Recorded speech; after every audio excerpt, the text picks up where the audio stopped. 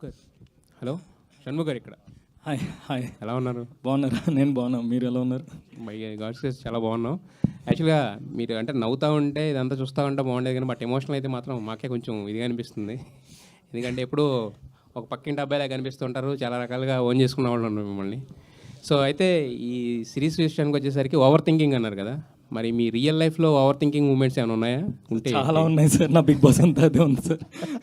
Actually నేను చాలా ఆలోచిస్తాను సార్. ఇక్కడికి వస్తున్నానంటే ఒక 100 వేలోని ఎన్ని వెహికల్స్ ఉంటే దాని నుంచి అలా తర్వాత అదేంటి అసలు ఆ వెహికల్స్ నుంచి ఎవరు చూస్తున్నారు, చూస్తుంటే నా గురించి ఏం ఆలోచిస్తున్నారు, ఇంత ఆలోచిస్తూ ఉంటాను సార్.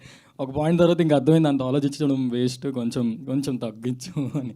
అంతే. అంటే ఈ సిరీస్ ఏమైనా ఇంపాక్ట్ చూపించిందా మీకు? అంటే ఓవర్ థింకింగ్ అనేది మనకి ఇలా ఉండడానికి ఉండొద్దు, అది దానివల్ల ఉపయోగం లేదు, నష్టాలు అని చెప్పి ఏమన్నా ఈ సిరీస్ ఏమన్నా మీకు ఇంపాక్ట్ చేసిందా?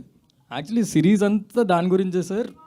మేబీ సారీ సిరీస్ అంటే సరే అండి sir. Cinema sir, cinema cinema sir. ఇది వెబ్ ఫిల్మ్లోని మొత్తం అంతా ఓవర్ థింకింగ్ మీద ఉంటుంది సార్. కానీ యా, ఆ ఓవర్ థింకింగే ఫన్ సార్ ఈ సినిమాకి. అయితే మీరు ఏం ఓవర్ థింకింగ్ అనే దాని మీద రాయాలనే మీకు థాట్ ఎందుకు వచ్చింది? అంటే మీరు కూడా ఓవర్ థింకింగా లేదా? సార్ యాక్చువల్లీ ఇది నా లైఫ్లో జరిగింది సార్. సో ఇప్పుడు నేను అది షేర్ చేసుకోలేను కానీ బట్ ఇది నా లైఫ్లో జరిగింది సార్. నేను ఆ వెయిట్ చేశాను. సో సో ఆ ట్రూ ఇన్సిడెంట్స్ నుంచే నేను రాసుకున్నాను కదా సార్. ఇది ఏంటి మీరు షేర్ చేసుకోలేని విషయాలు కూడా ఉన్నాయా? ఇన్ని షేర్ చేశారు ఇంతకుముందు.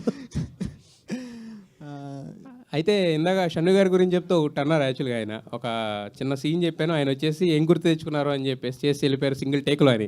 ఏం గుర్తు తెచ్చుకున్నారు సార్? మీకు తెలియని ఉంటాయా సార్?